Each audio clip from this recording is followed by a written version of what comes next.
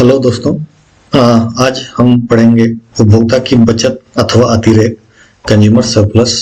और ये जो कॉन्सेप्ट है, ये कॉन्सेप्ट हिक्स के द्वारा दिया गया कॉन्सेप्ट है। प्रोफेसर जे आर हिक्स ने इस सिद्धांत को, इस उपभोक्ता की बचत के सिद्धांत को आधुनिक सिद्धांत भी माना जाता है, आधुनिक रूप भी माना जाता है। पिछले वीडियो में हमने मार्शल के विचार को पढ़ाया था। तो मार्शल के द्वारा दिए गए कंज्यूमर सरप्लस को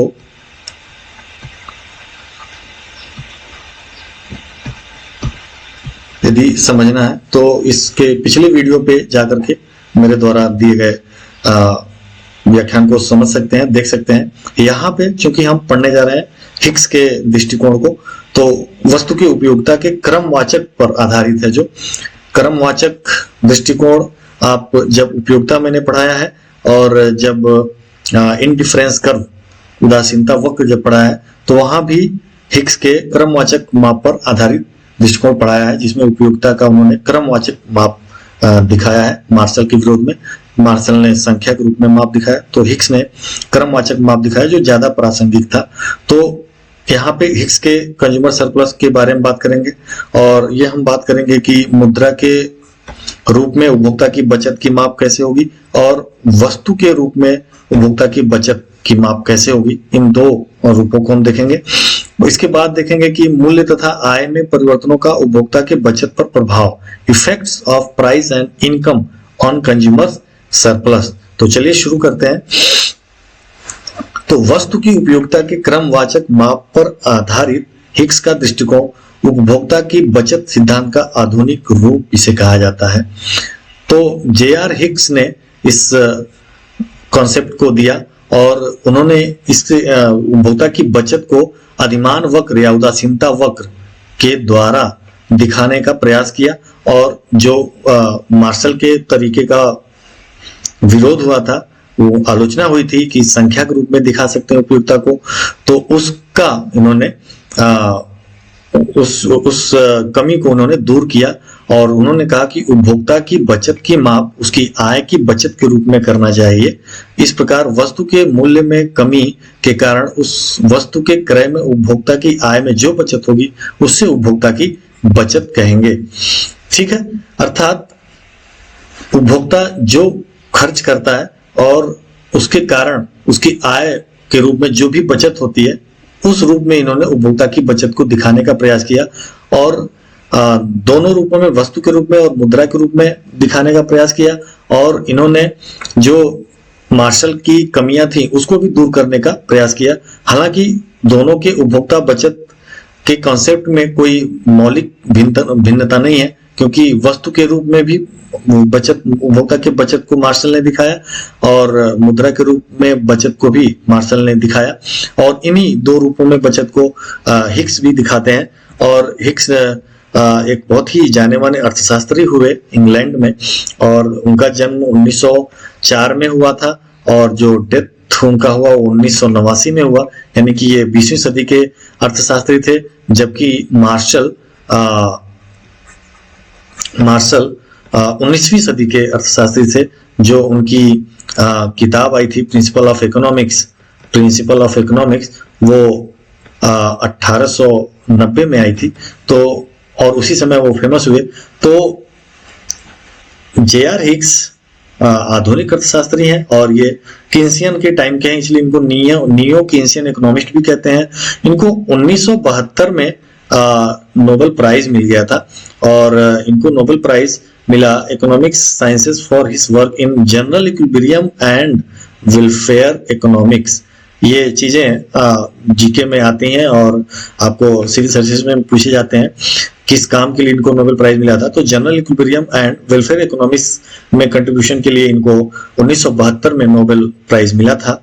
और इन्होंने मार्शल के आलोचना किया, मार्शल के आलोचक के रूप में ये जाने जाते हैं, और बहुत सारी चीजों में इन्होंने अपना कंट्रीब्यूट किया इकोनॉमिक्स में। तो इसलिए इनका इकोनॉमिक्स में बहुत ही ज्यादा कंट्रीब्यूशन है, और ये कहते हैं कि उपभोक्ता की बचत मुद्रा की वह मात्रा है जो उसकी आर्थिक दशा में कुछ परिवर्तन के बाद या तो उपभोक्ता को दे दी जानी चाहिए अथवा उससे ले जानी चाहिए, जिससे उपभोक्ता या तो ऊपर उठ जाए अथवा नीचे आ जाए अथवा उसी अधमान वक्र पर बना रहे जिस पर वह इस परिवर्तन के पहले था। दैट मीन्स कि उपभोक्ता की बचत को हम ऐसे माप सकते हैं कि क्रय करने के बाद उपभोक्ता के पास ऐसी दशा होती है कि या तो वह ऊपर के उदासीनता वक्र पे चला जाता है, या यदि उसे नुकसान होता है तो नीचे के उदासीनता वक्र पे चला जाता है, या दोनों स्थितियां नहीं होती हैं तो उसी उदासीनता वक्र पर बना रहता है। ये उन्होंने कंसेप्ट दिया। तो दो रूपों में इन्होंने भी बचत, उपभोक्ता की बचत को मापा है। पहला मुद्रा के रूप में उपभोक्ता की बचत, और दूसरा वस्तु के रूप में उपभोक्ता की बचत। तो मुद्रा के रूप में उपभोक्ता की बचत को हम कैसे माप सकते हैं? मान लीजिए आप सोचते हैं कि कोई वस्तु 20 रुपए में प्राप्त हो जाएगी, और यदि आप बाजार जाते हैं और आपको मूल्य का पता चलता है और वह वस्तु 15 रुपए मिल जाती है, तो जाहिर सी बात है ये जो 20 रुपए आप देने वाले थे उसमें से हम घटा दें 15 रुपए को, तो जो 5 रुपए होगा वो उपभोक्ता की बचत होगी। अब इसको हम रेखा चित्र के माध्यम से कैसे हम दिखा सकते हैं? y अक्ष पे मुद्रा की मात्रा को दिखाया गया है और x अक्ष पे वस्तु की मात्रा को दिखाया गया है, और इसको हम देखते हैं कि कैसे इसका मुद्रा की बचत निकाल सकते हैं। तो y अक्ष पे चूंकि मुद्रा की मात्रा दी गई है, उपभोक्ता के पास मान लीजिए ओपी मुद्रा है, ठीक है, ओपी मुद्रा है। यदि कोई मुद्रा वो खर्च नहीं करता है तो उसके पास इस वस्तु की, मान लीजिए या एक्स वस्तु है तो एक्स वस्तु की 0 मात्रा होगी।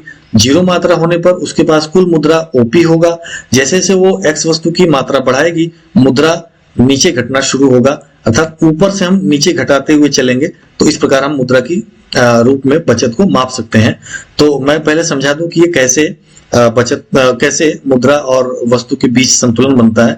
यदि वो ओएन वस्तु की मात्रा क्रय करता है, तो क्रय करना चाहता है, तो यदि वो IC1 के T बिंदु पर है, यानी कि मुद्रा के रूप में वो PF मुद्रा खर्च करना चाहता है, इसका अर्थ हुआ कि PF मुद्रा खर्च करना चाहता है, और IC1 के T बिंदु पर, क्योंकि उसे बाजार का ज्ञान नहीं है, T बिंदु पर है और ओएन मात्रा वस्तु की खरीद रहा है, तो ऐसी स्थिति में अब उसके पास मुद्रा कितने बचेगी? FO, ठीक है। तो इस प्रकार ऊपर से हम घटते हुए दिखाएंगे कि कितना वो खर्च कर रहा है। तो PF खर्च करके और ओएन वस्तु प्राप्त करना चाह रहा है, और इस प्रकार वो T बिंदु पर रहेगा।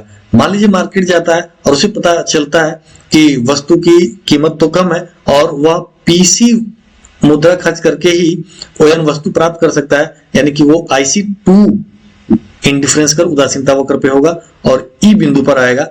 PL जो है उसकी बजट लाइन है। PL क्या है? बजट लाइन है, और PL के E बिंदु पर वह संतुलन में होगा, तभी उसे अधिकतम संतुष्टि की प्राप्ति होगी। यह व्याख्या आप मेरा पिछला वीडियो जब उपभोक्ता की संतुलन मैंने पढ़ाया है उस वीडियो में जाकर देख सकते हैं कि उपभोक्ता की बचत कैसे होती है, उपभोक्ता का संतुलन कहाँ पे होता है और क्यों होता है। तो ये पूरी व्याख्या उसमें की गई है। तो ई बिंदु पे आ जाता है, मार्केट में जा जाता है, तो उसे कम मुद्रा देकर वही वस्तु की मात्रा मिल जाती है, और इस प्रकार जो CF है वह क्या है? कंज्यूमर, CF कंज्यूमर सरप्लस है, ठीक है। CF के बराबर या ET, यही बराबर होगा ET के, ठीक है। ये दोनों बराबर होंगे, जाहिर सी बात है। तो CF और ET दोनों बराबर होंगे, और यही उपभोक्ता की बचत होंगे, प्रति इकाई बचत ET या CF होगा। तो इस प्रकार उपभोक्ता का बचत हम मुद्रा के रूप में माप सकते हैं और दिखा सकते हैं।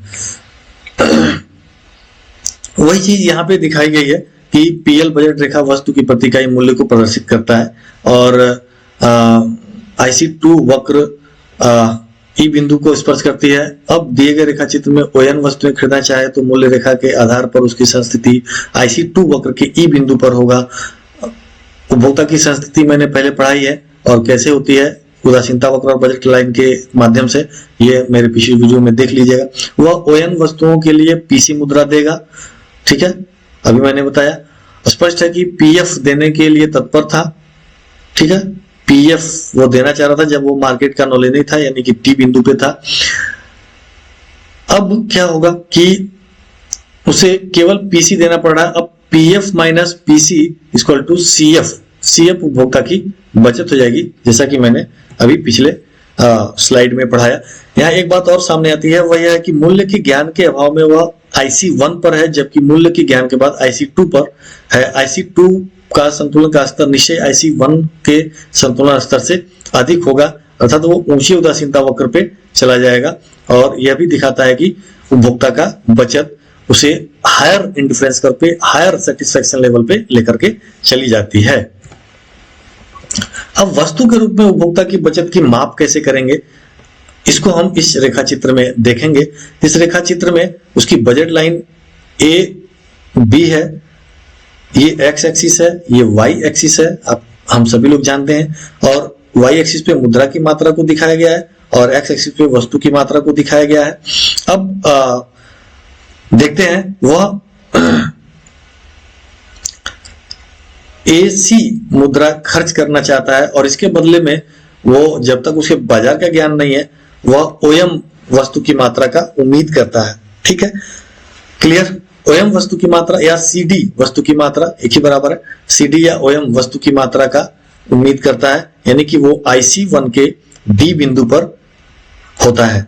लेकिन जब वह मार्केट जाता है तो वह, उसे पता चलता है कि वह उतने ही मुद्रा खर्च करके, यानी कि AC मुद्रा खर्च करके वह ON वस्तु प्राप्त कर सकता है, यानी कि कीमत कम है तो AN वस्तु प्राप्त कर सकता है और वह IC2 के E बिंदु पर होगा, जो बजट लाइन को E बिंदु पर स्पर्श करती है, IC2 उदासीनता वक्र। तो इस बिंदु पर संतुलन में होगा, जहां यहां भी वह ऊंचे उदासीनता वक्र पे चला जाता है जब उसे बाजार में कम कीमत देना पड़ता है, यानी कि वस्तु रूप में अधिक वस्तुएं प्राप्त होती हैं। तो इस प्रकार AC मुद्रा खर्च करके वह कितना प्राप्त करने की सोच रहा था, OM, और वास्तव में कितना प्राप्त करता है, ON। तो ON minus OM equal to MN क्या होगा, उपभोक्ता की बचत होगा। ये क्या होगा, ये इतना मात्रा कंज्यूमर सरप्लस या उपभोक्ता की बचत होगा और इसे हम कंज्यूमर सरप्लस कहेंगे। ठीक है, और यदि इसी प्रकार से यहां पे हम निकाल सकते हैं कि यदि वह AP मुद्रा खर्च करना चाहता है और AP मुद्रा खर्च करके वह ON वस्तु की मात्रा प्राप्त कर रहा है, तो यहाँ पे हम उसको यह भी दिखा सकते हैं कि किस प्रकार से अधिक उपयोगिता या मुद्रा के रूप में इस चित्र में भी मुद्रा के रूप में बचत को दिखाया जा सकता है कि वह यह मात्रा AC मुद्रा खर्च करके ही प्राप्त कर सकता है और इस प्रकार उसकी जो उपभोक्ता की बचत होगी EF होगी, इसको इस रूप में भी दिखा सकते हैं। अब मूल्य तथा आय में परिवर्तनों का उपभोक्ता की बचत पर क्या प्रभाव पड़ेगा, ये हमें यहाँ पे देखना है। मूल्य तथा आय में परिवर्तनों का उपभोक्ता की बचत पर प्रभाव, effects of price and income on consumer surplus. तो इसको ऐसे देख सकते हैं कि रेखा चित्र में जैसे कि दिखाया गया है कि जब मूल्य में परिवर्तन होगा तो किस तरह से उपभोक्ता की बचत प्रभावित होगी, इसको हम देखते हैं। बहुत ही आराम से देखेंगे, बहुत ही अच्छे से यहाँ समझेंगे और बहुत ही आसान हो जाएगा समझना। मान लीजिए कि उसकी बजट लाइन ST है, शुरुआत में उसकी बजट लाइन ST है और इस प्रकार से इस बजट लाइन के आधार पर वो अपना बजट बनाता है और वह माना कि I1 उदासीनता वक्र 1 के E1 बिंदु पर है, जहां पे SY1 मुद्रा खर्च करके OQ वस्तु प्राप्त करना चाह रहा है। क्लियर, SY1 मुद्रा खर्च करके OQ वस्तु प्राप्त करना चाह रहा है। यहां पे हम लिख भी देते हैं, SY1 से कितना प्राप्त करना चाहता है, OQ वस्तु की मात्रा प्राप्त करना चाहता है। लेकिन जब वह मार्केट जाता है तो वह पाता है कि SY2 मुद्रा खर्च करके और उसी वस्तु को प्राप्त कर ले रहा है, यानी कि OQ, यानी कि वह E2 बिंदु पर चला जाता है, I2 निर्देशित कर्व के E2 बिंदु पे चला जाता है। और इस प्रकार जो उपभोक्ता की बचत होती है वह Y1 Y2 होती है। कंज्यूमर सरप्लस कितनी होती है? Y1 Y2 होती है। अब माना कि कीमत कम हो गई और बजट लाइन बाहर की ओर शिफ्ट हो गई, ST1 हो गया, बजट लाइन ST1 हो गया। ये बजट लाइन कैसे शिफ्ट होती है और उपभोक्ता का संतुलन कैसे बदलता है, इस संबंध में भी हमने पिछले वीडियो में बताए हैं। जब आप उदासीनता वक्र पढ़ेंगे और उपभोक्ता का संतुलन पढ़ेंगे और कीमतों में परिवर्तन का या आय में परिवर्तन का उपभोक्ता के संतुलन पर प्रभाव पढ़ेंगे, तो ये सारे मैंने वीडियो बनाए हैं, वो पिछले वीडियो में जाकर पढ़ेंगे तो वहां पे आपको समझ में आएगा कि कीमत बदलती है तो कैसे बजट लाइन बाहर और अंदर की ओर शिफ्ट होती है, प्लस बजट लाइन या कीमत लाइन होती क्या है, ये सारा आप उसमें प्राप्त कर सकते हैं। बहरहाल इसमें देखते हैं कीमत कम हो गई X की और बजट लाइन बाहर की ओर शिफ्ट होकर के कहां हो गई? ST1 हो गई। ST1 पे जब हो जाता है तो ऐसी स्थिति में वह E3 पर आएगा, उपभोक्ता की बचत E3 पे होगा, उपभोक्ता का संतुलन E3 पे होगा और वह उदासीनता वक्र I3 पर आ जाएगा। और अब वह उसी मात्रा को, OQ मात्रा को ही SY3 मुद्रा दे करके और प्राप्त कर लेगा OQ। तो इस प्रकार जो बचत था Y1 Y2 वो बढ़कर कंज्यूमर सरप्लस कितना हो गया, यहां पे लिख देते हैं, वह बढ़कर कितना हो गया अब Y3 Y1, यानी कि Y1 Y3 उपभोक्ता की बचत हो गया जो कि ज्यादा होगा Y1 Y3 is greater than Y1 Y2। ठीक है, Y1 Y2 इतने से ज्यादा है यह, ठीक है, चित्र में दिख रहा होगा Y1 Y3 is greater than Y1 Y2। तो इस प्रकार से हम इसमें देख सकते हैं। दूसरी ओर यह है कि वो ऊंचे उदासीनता वक्र पे चला जा रहा है, यानी कि हायर सेटिस्फैक्शन लेवल पे, हायर इंडिफरेंस कर्व पे चला जा रहा है, अर्थात वह अधिक संतुष्टि के लेवल पे चला जा रहा है, अर्थात उसका संतुष्टि का लेवल भी बढ़ जा रहा है मूल्य में जब परिवर्तन हो रहा है। तो इस चीज को यहाँ पे दिखाया गया है कि इस प्रकार यह स्पष्ट है कि जैसे जैसे मूल्य में कमी होती जाएगी उपभोक्ता की बचत बढ़ती जाएगी। जाहिर सी बात है, जैसे जैसे उपभोक्ता जैसे जैसे कीमत में कमी हो जाएगी उपभोक्ता की बचत बढ़ेगी। क्यों? जब प्राइस में कमी होगी तो उपभोक्ता की बचत बढ़ेगी, जब प्राइस में वृद्धि होगी तो इसके विपरीत उपभोक्ता की बचत घटेगी। यदि इसके उल्टा हम देखें कि शुरू में वह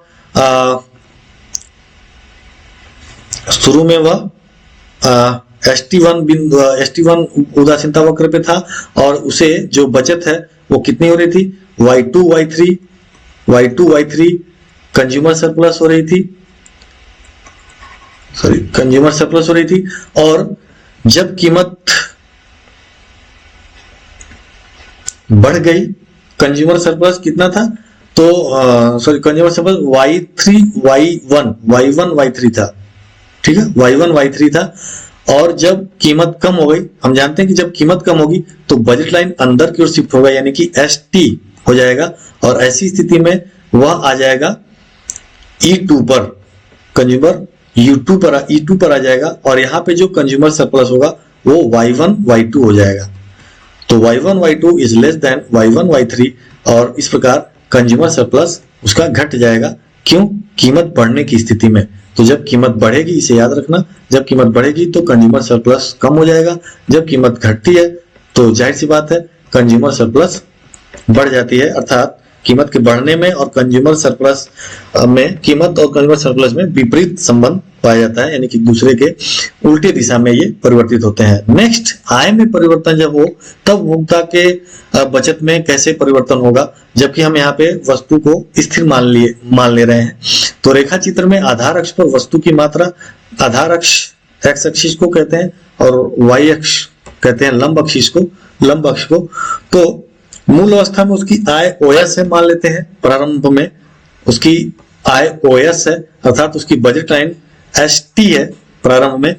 और ST बजट लाइन होते समय हम जानते हैं कि जो उसकी बचत है कंज्यूमर की वो CD या E1 E2 होगा, ठीक है, एसटी बजट लाइन पर उसकी जो बचत है कंज्यूमर्स की, कंज्यूमर सरप्लस है, वो कितना होगा?